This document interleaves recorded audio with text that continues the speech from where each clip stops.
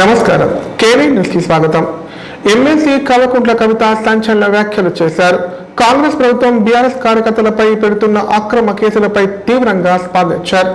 అన్ని pink book లో రాసుకుంటున్నామని, అధికారంలోకి వచ్చాక తిరిగి చెల్లిస్తామని హెచ్చరించారు. జనగామలో నిర్వహించిన విలేకరుల సమావేశంలో ఎమ్మెల్సీ కల్వకుంట్ల కవిత మాట్లాడారు. కాంగ్రెస్ ప్రభుత్వం కక్షపూరితంగా వ్యవహరిస్తోందని మండిపడ్డారు. రైతు డిక్లరేషన్పై నిలదీస్తారని రాహుల్ గాంధీ వరంగల్ పర్యటన రద్దు చేసుకున్నారన్నారు. సామాజిక మాధ్యమాల్లో చిన్న విమర్శ చేసిన సీఎం రేవంత్ భయపడుతున్నారన్నారు. పోస్టు చేసిన మరుసటి రోజే ఇంటికి పోలీసులు వచ్చి వేధింపులకు పాల్పడుతున్నారని ఆరోపించారు.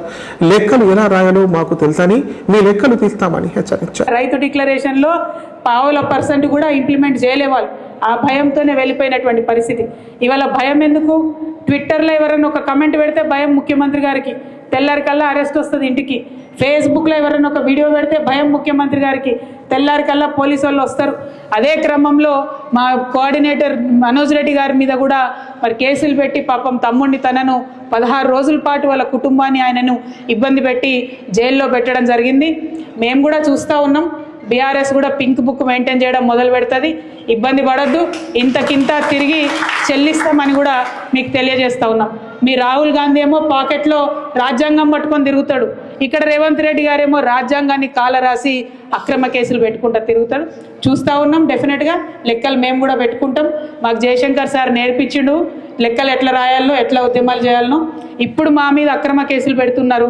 మా కార్యకర్తలను కాపాడుకుంటూనే మీ లెక్కలు కూడా తీసి ఇంతకింత మేము అధికారంలోకి వచ్చినాక తప్పకుండా తిరిగి చెల్లిస్తామని ఈ ప్రభుత్వానికి హెచ్చరిక చేస్తూ మరి కార్యకర్తలందరి పక్షాన బీఆర్ఎస్ పార్టీ నిలబడి ఉంటుందని చెప్పి మీకు మరొక మారు భరోసా ఇస్తూ థ్యాంక్ యూ.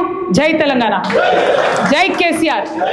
కేసీఆర్ గారి శనిపక్కిలో చోరీ జరిగిన సంఘటన కామారెడ్డి జిల్లా బాన్స్వాడ పట్టణంలో చోటు చేసుకుంది. ఓ వ్యక్తి బ్యాంకు నుంచి డ్రా చేసిన 2 లక్షలు కారులో పెట్టాడు. అనంతరం కొబ్బరికాయలు కొనుగోలు చేయడానికి వెళ్లి వచ్చేలోపు కారులోని నగదు దుండగులు ఎత్తుకెళ్లారు. దీంతో బాధితుడు పోలీసులను ఆశ్రయించాడు. కామారెడ్డి జిల్లా బాన్స్వాడ పట్టణంలో కారు నుంచి దుండగులు 2 లక్షలు కాజేసిన ఉదాంతం వెలుగులోకి వచ్చింది. బాధితుడి కథనం ప్రకారం కామారెడ్డి జిల్లా బాన్స్వాడ మండలంలోని ఇబ్రహీంపేట్ తాండాకు చెందిన చందర్ గ్రామంలో కస్టమర్ సర్వీస్ పాయింట్ నిర్వహిస్తున్నాడు. పట్టణంలోని ఎస్బీఐ బ్యాంకు నుంచి 2 లక్షలు డ్రా చేసి కారులో పెట్టుకున్నాడు. అనంతరం కొబ్బరికాయలు కొనుగోలు చేయడానికి దుకాణానికి వెళ్లి వచ్చేలోపు కారులో నుంచి నగదును గుర్తు తెలియని వ్యక్తులు ఎత్తుకెళ్లారు. ఈ చోటులో 3 వ్యక్తులు ఉన్నట్లు సీసీ కెమెరాలో రికార్డ్ అయింది. బైక్ పై 3 వ్యక్తులు బ్యాంకు నుంచి గమనిస్తూ వచ్చి శనిపక్కిలో చోరీ చేశారు. బాధితుడు చందర్ ఇచ్చిన ఫిర్యాదు మేరకు కేసు నమోదు చేసి దర్యాప్తు చేస్తున్నామని సీఐ అశోక్ తెలిపారు.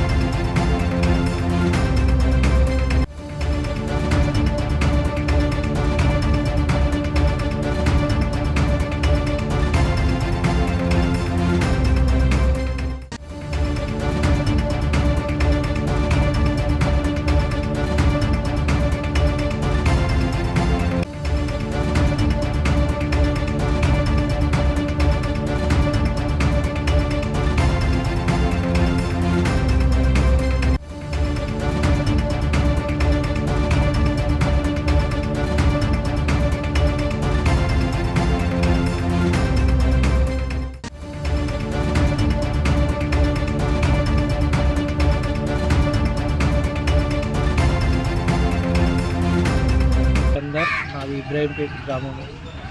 నేను ఇబ్రాహీంపేట్ గ్రామంలో సర్వీస్ పాయింట్ నడుపుతాను, ఎస్బీఐ సర్వీస్ పాయింట్. నేను రోజువారీ లెక్క ఇబ్రాహీంపేట్ నుండి బాన్స్వాడకు బ్యాంకు నుంచి డబ్బులు విత్డ్రా చేయడానికి వచ్చినాను.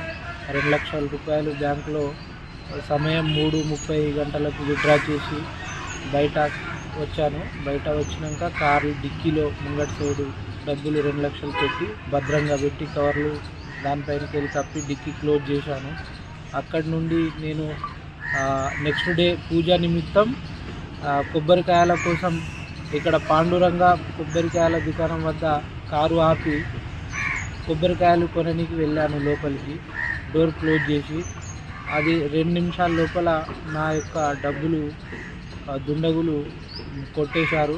ఆ సీసీ కెమెరా పాండురంగ షాప్లోని సీసీ కెమెరాలో చూస్తే 3 వ్యక్తులు ఉన్నట్టు తెలిసింది. ఆ వీడియో తీసుకొని వెంటనే స్థానిక పోలీస్ స్టేషన్లో వచ్చి చూపించాను. వాళ్ళు కేసు నమోదు చేసుకొని దర్యాప్తు చేశారు. కానీ బీసీ రిజర్వేషన్లపై కాంగ్రెస్ ప్రభుత్వానికి చిత్తశుద్ధి ఉంటే శాసనసభలో విద్య, ఉద్యోగం, రాజకీయ రిజర్వేషన్లపై వేర్వేరుగా 3 బిల్లులు పెట్టాలని ఎమ్మెల్సీ కల్వకుంట్ల కవిత డిమాండ్ చేశారు. అన్ని అంశాలు ఒకే బిల్లులో పెట్టి కేంద్రానికి పంపించి చేతులు దులుపుకోవాలనుకుంటే అది మభ్యపెట్టడమే అవుతుందన్నారు. బిల్లు పెట్టి వెంటనే స్థానిక సంస్థల ఎన్నికలకు వెళ్లకుండా తాత్సార్యం చేసి కోర్టు వివాదాల పాలు చేసేందుకు ప్రభుత్వం ప్రయత్నిస్తున్నట్లుగా సమాచారం ఉందని పేర్కొన్నారు. జనగామ జిల్లాలో పర్యటించిన ఎమ్మెల్సీ కల్వకుంట్ల కవిత బీసీ బిల్లుపై స్పందించారు. బీసీ బిల్లును ఆమోదించి కేంద్రానికి పంపి చేతులు దులుపుకుంటే కుదరదన్నారు. అసెంబ్లీలో ఒక్క బిల్లు కాకుండా 3 వేర్వేరు బిల్లులు పెట్టాలని డిమాండ్ చేశారు. విద్యలో 46% రిజర్వేషన్లు కల్పిస్తూ ఒక బిల్లు తేవాలని, ఉద్యోగాల్లో 46% రిజర్వేషన్లకు మరొక బిల్లు పెట్టాలని డిమాండ్ చేశారు. 42% స్థానిక ఎన్నికల రిజర్వేషన్లు కల్పిస్తామని కాంగ్రెస్ హామీ ఇచ్చిందని, ఈ మేరకు బీసీలకు రాజకీయ రంగంలో 42% రిజర్వేషన్లు కల్పిస్తూ బిల్లు తేవాలన్నారు. బిల్లు పెట్టిన వెంటనే నోటిఫికేషన్ జారీ చేస్తే ఎన్నికల రిజర్వేషన్లు సాధ్యమవుతాయన్నారు. కానీ జాప్యం చేసి ఇతరుల కోర్టుకు వెళ్లే అవకాశం ఇచ్చి చేతులు దులుపుకోవాలని ప్రభుత్వం చూస్తున్నట్లుగా నిర్దిష్టమైన సమాచారం ఉందన్నారు. బీఆర్ఎస్ పార్టీ చేసిన ఉద్యమాలకు తిరిగొచ్చిన ప్రభుత్వం బీసీ బిల్లు పెడతామని ప్రకటించిందని, ఇదే బీసీలందరి తొలి విజయమన్నారు. మళ్లీ కుల సర్వేకు అవకాశం ఇస్తామని ప్రభుత్వం చెప్పిందని, 15 రోజులు కాకుండా 4 రోజుల పాటు సమయం ఇవ్వాలని డిమాండ్ చేశారు. హైదరాబాద్ లో 60% మంది తమ ఇళ్లకు సర్వే చేసేవారు రాలేదని అంటున్నారని, రీసర్వేకు ప్రభుత్వం విస్తృతంగా ప్రచారం చేయాలని సూచించారు. తెలంగాణ వ్యాప్తంగా కూడా మొత్తం బడుగు బలహీన వర్గాల బిడ్డలందరూ కూడా మేల్కొని మరి అందరం కూడా కలిసి ఉద్యమాలు చేయడం జరిగింది. మీ అందరికీ తెలుసు, తెలంగాణ జాగృతి నుండి గత 13 ఏళ్ల కింద ఉమ్మడి ఆంధ్రప్రదేశ్లోనే అసెంబ్లీలో అంబేద్కర్ విగ్రహం పెట్టాలని అడిగినటువంటి సంస్థ జాగృతి సంస్థ. ఆ తర్వాత ఎవ్వరూ మాట్లాడినప్పుడు ఈ రాష్ట్రంలో మరి బీసీలకు మీరు కామారెడ్డిలో డిక్లరేషన్ చేసిండ్రు, 42% రిజర్వేషన్ ఇవ్వాల్సిందే అని చెప్పి ఉద్యమాన్ని పెద్ద ఎత్తున లేవనెత్తి అన్ని రాజకీయ పార్టీలని అందరినీ కూడా కలుపుకొని బీసీలలో పెద్ద నాయకులు గౌరవనీయులు కృష్ణన్న గారిని, వక్లాభరణం గారిని, అట్లానే జస్టిస్ ఈశ్వరయ్య గారిని, అట్లా ఇంకా అనేక మంది పెద్దలందరినీ కూడా కలుపుకొని వారి సలహాలు సూచనలు తీసుకొని వి ప్రకాష్ అన్న గారిని మరి ముందుకెళ్తున్న సందర్భం మీరు చూసిరు. ఇవాళ జాగృతి సంస్థ చేసినటువంటి ఉద్యమాలు ఒక బలమైన ప్రతిపక్ష పార్టీగా బీఆర్ఎస్ పార్టీ గలమెత్తినటువంటి అంశాలు ఇవన్నీ చూసి భయపడి కాంగ్రెస్ పార్టీ బీసీలకు బిల్లు పెడతానని నిన్న చెప్పడం అన్నది మనందరికి కూడా గర్వకారణం. ఈ బీసీల బిల్లు అన్నటువంటిది తెలంగాణ బీసీ బిడ్డల విజయం అని చెప్పి నేను భావిస్తూ ఉన్నాను. కానీ ఒకటి గుర్తుపెట్టుకోవాలి, ఇది తొలి విజయం మాత్రమే. కాంగ్రెస్ పార్టీకి ఎప్పుడైనా మాట ఇచ్చి దోకా చేసేటటువంటి అలవాటు ఉంది. దోకా బ్యాస్ కాంగ్రెస్ పార్టీ కాబట్టి బిల్లులో మనం 2-3 అంశాలు ఇవాళ ప్రతిపాదిస్తూ ఉన్నాం. ఇది తెలంగాణ వ్యాప్తంగా ఉన్నటువంటి బీసీ బిడ్డలందరూ కూడా జాగ్రత్తగా విని ఆలోచన చేయాలి. ముఖ్యంగా ఇంటెలెక్చువల్స్ అందరూ కూడా ఆలోచన చేయాలని నేను రిక్వెస్ట్ చేస్తూ ఉన్నా. ఏమంటుంది ప్రభుత్వం? ఒకటే బిల్లు 42% పెట్టి దాన్ని కేంద్ర ప్రభుత్వానికి పంపించి చేతులు దులుపుకుంటామంటున్నారు. కానీ ఎన్నికలలో అట్లా చెప్పలే, 42% ఇస్తాం రిజర్వేషన్ అని చెప్పినారు. ఇవాళ మేము ప్రపోజ్ చేసేది తెలంగాణ జాగృతి నుండి ఏంటంటే మీరు 1 కాదు 3 బిల్లులు పెట్టాలి. ఎందుకోసం 3 బిల్లులు పెట్టాలి? మీరు 46% బీసీలు ఉన్నారని చెప్పారు. మరి 46% బీసీ ఆడబిడ్డలైనా మగబిడ్డలైనా చదువుకోవడానికి విద్యలో 46% రిజర్వేషన్లతో ఒక బిల్లు పెట్టాలి. రెండవది 46% మరి ఈ పిల్లలందరూ కూడా ఉద్యోగాలకు అప్లై చేస్తూ ఉంటారు కాబట్టి ఉద్యోగాలలో 46% రిజర్వేషన్తో ఇంకొక బిల్లు పెట్టాలి. పొలిటికల్గా వాస్తవానికైతే మీరు తప్పు లెక్కలు చేసినప్పటికీ వచ్చిన 46% పొలిటికల్ పెట్టాలి రిజర్వేషన్. కానీ మీరు 42 ఎన్నికలలో చెప్పినారు, కనీసం 42%తోనన్నా మీరు పొలిటికల్ రిజర్వేషన్ కోసం 3వ బిల్లు పెట్టాలి. ఎందుకు 3 సపరేట్ బిల్లులు పెట్టమని డిమాండ్ చేస్తూ ఉన్నామంటే మీరు ఈ బిల్లులన్నీ అన్ని అంశాలు ఒకటే బిల్లులో పెట్టి కేంద్రం మీద తోసేసి చేతులు దులుపుకుంటే మీరు కేవలం మభ్యపెట్టినట్టయితే తప్పితే ఆ వాస్తవమైనటువంటి బెనిఫిట్ బీసీ బిడ్డలకు దక్కదు. నిజంగానే బీసీలు 46% కన్నా ఎక్కువ ఉన్నారు, 52% ఉన్నారని చెప్పి ఎప్పుడో కేసీఆర్ గారు చేసిన సర్వేలో తేలింది. కానీ మీరు అది కాకుండా తప్పు లెక్కలు చేసి 46 అన్నారు. మరి 46% ఉంటే 46% మందికి విద్యలో అయితే రిజర్వేషన్ ఉండాలి కదా. ఈ విషయం స్టూడెంట్స్ అందరు కూడా బాగా ఆలోచించాలి. ఇవాళ బీసీ స్టూడెంట్స్ అందరూ కూడా సీరియస్గా ఈ అంశాన్ని తీసుకొని సపరేట్ బిల్ ఎడ్యుకేషన్ కోసం పెట్టాలనేటటువంటిది మనం ఖచ్చితంగా డిమాండ్ చేయాలి. రెండవది, ఎంప్లాయ్మెంట్ కోసం చూసేటటువంటి పిల్లలు మరి నిజంగానే మన జనాభా 46% ఉంటే ఎందుకు 42% ఇస్తారు? 46 ఉంటే 46 ఇవ్వాలని ఎంప్లాయ్మెంట్లో సపరేట్గా పెట్టాలని డిమాండ్ చేయాలి. ఇక మూడవది, పొలిటికల్ రిజర్వేషన్ కాంగ్రెస్ పార్టీ చెప్పినట్టుగా 42% ఇవ్వాల్సినటువంటి అవసరం ఉంది. అయితే ఇందులో కూడా ఒకటే, మీరు ఇవాళ బిల్లు పెట్టి ఇమీడియట్గా నెక్స్ట్ డే నోటిఫికేషన్ ఇచ్చి మీరు ముందుకెళ్ళినట్టయితే ఎన్నికలలో అది సాధ్యపడుతుంది. కానీ మీరు ఇవాళ బిల్లు పెట్టి వీళ్ళు కోర్టుకు వెళ్ళేటటువంటి అవకాశాలు ఇచ్చి ఆ చేతులు తులుపుకునే ప్రయత్నం చేస్తున్నారని నిర్దుష్టమైనటువంటి సమాచారం మా దగ్గర వస్తున్నది. కాబట్టి అలా కాకుండా మీరు పెట్టేటటువంటి బిల్లు సరిగ్గా తేలేటట్టుగా, మీరు పెట్టేటటువంటి బిల్లు బీసీలకు బెనిఫిట్ ఇచ్చేటట్టుగా, అన్ని కోర్టు పరీక్షలు పాస్ అయ్యేటట్టుగా, కేంద్ర ప్రభుత్వం మీద ఒత్తిడి తీసుకొచ్చే విధంగా, బెనిఫిట్ వచ్చే విధంగా ఉండాలని చెప్పి మేము డిమాండ్ చేస్తూ ఉన్నాం. ఎర్గట్ల మండల కేంద్రంలోని శ్రీ లక్ష్మీ వెంకటేశ్వర స్వామి బ్రహ్మోత్సవాలు అంగరంగ వైభవంగా నిర్వహిస్తున్నారు. ఇందులో భాగంగా వేద పండితుల ఆధ్వర్యంలో అర్చనలు, అభిషేకాలు తదితర ప్రత్యేక పూజా కార్యక్రమాలు చేపట్టారు. వేద మంత్రోచ్చరణల మధ్య స్వామివారి కళ్యాణం కళ్ళ పండుగ జరిపించారు. ఈ ఉత్సవాల్లో భక్తులు భారీ సంఖ్యలో పాల్గొని స్వామివారిని దర్శించుకొని మొక్కులు చెల్లించుకున్నారు. నిజామాబాద్ జిల్లా ఎర్గట్ల మండల కేంద్రంలో శ్రీ లక్ష్మీ వెంకటేశ్వర స్వామి ఆలయ బ్రహ్మోత్సవాలు ఘనంగా నిర్వహిస్తున్నారు. ఇందులో భాగంగా వేద పండితుల మంత్రోచ్చరణల మధ్య గణపతి పూజ, పుణ్యవచనం, అర్చనలు, అభిషేకాలు తదితర ప్రత్యేక పూజా కార్యక్రమాలు చేపట్టారు. అనంతరం శ్రీ లక్ష్మీ వెంకటేశ్వర స్వామి కళ్యాణం కళ్ళ పండుగ జరిపించారు. ఈ ఉత్సవాలలో భక్తులు భారీ సంఖ్యలో పాల్గొని స్వామివారి కళ్యాణం తిలకించి తరించారు. భక్తులకు ఎలాంటి ఇబ్బంది కలగకుండా ఆలయ కమిటీ ఆధ్వర్యంలో అన్ని ఏర్పాట్లు చేశారు. కాగా ఈ నెల 8వ తేదీ నుంచి ప్రారంభమైన బ్రహ్మోత్సవాలు 14వ తేదీ వరకు కొనసాగనున్నాయి.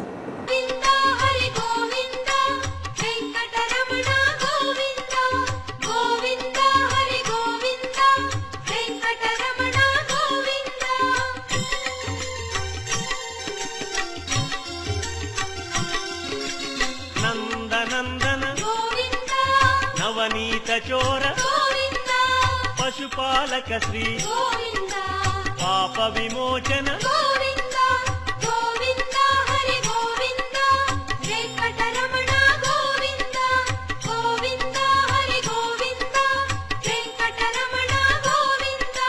శిష్టపాలక కష్ట నివారణ దుష్ట సంహార దురిత నివారణ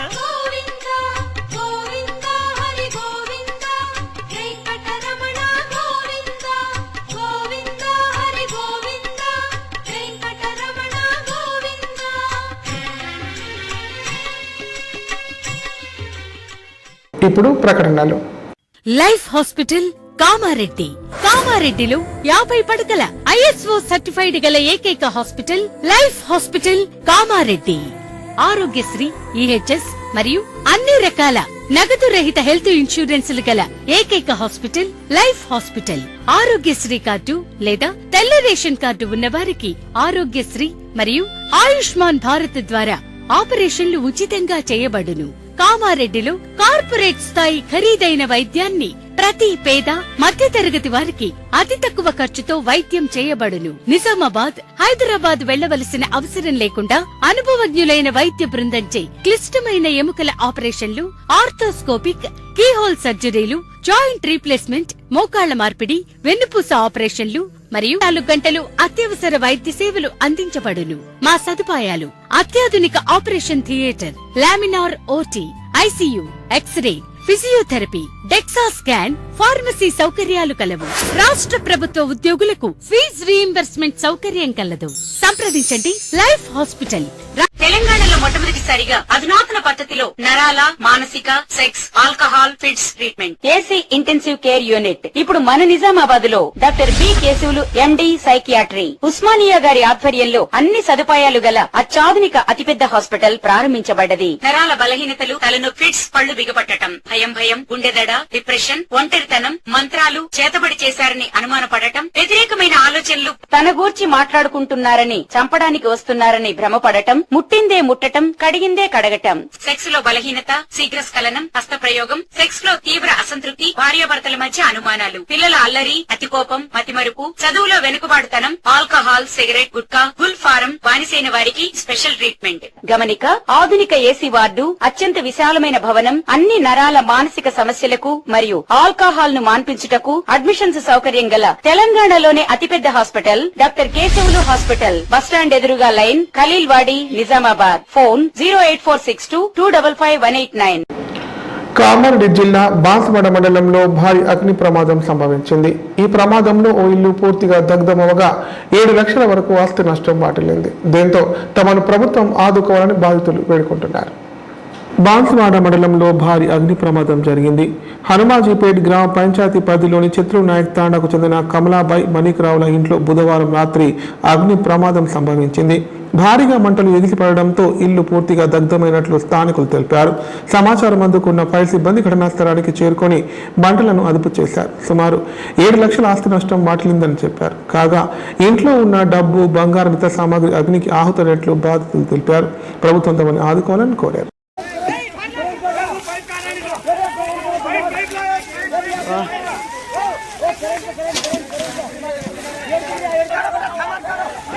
काय वीडियो काढ के होते वीडियो काढ करो सर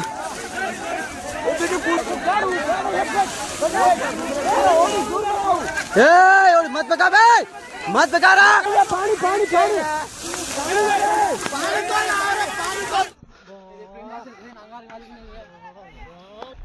ढावा चढ़न देख के लन जाओ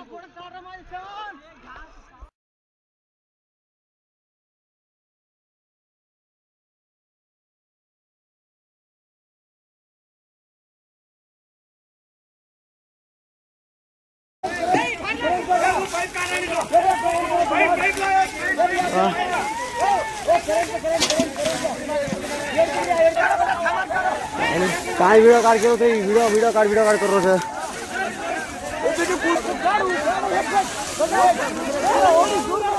ए मत बका बे मत बका रहा पानी पानी पानी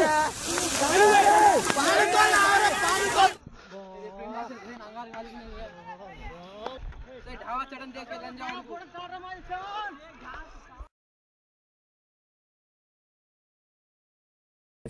మండల్ బాన్సడ కామారెడ్డి డిస్ట్రిక్ట్. మేము ఎవరు లేకుండే సార్ ఇంటికాడ పెళ్ళికి పోయినాం. ఇలా జరిగింది మాకు తెలియదు. ఇంట్లో ఏమో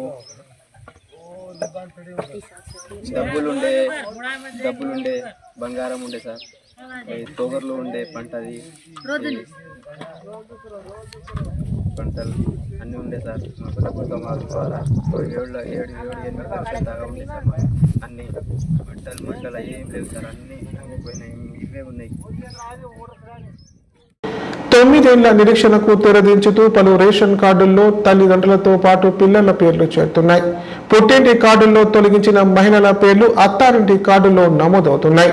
ఇప్పటికే ఉన్న రేషన్ కార్డుల్లో అర్హులైన కుటుంబ సభ్యుల పేర్లను చేర్చే ప్రక్రియను పౌర సరఫరాల శాఖ ప్రారంభించింది.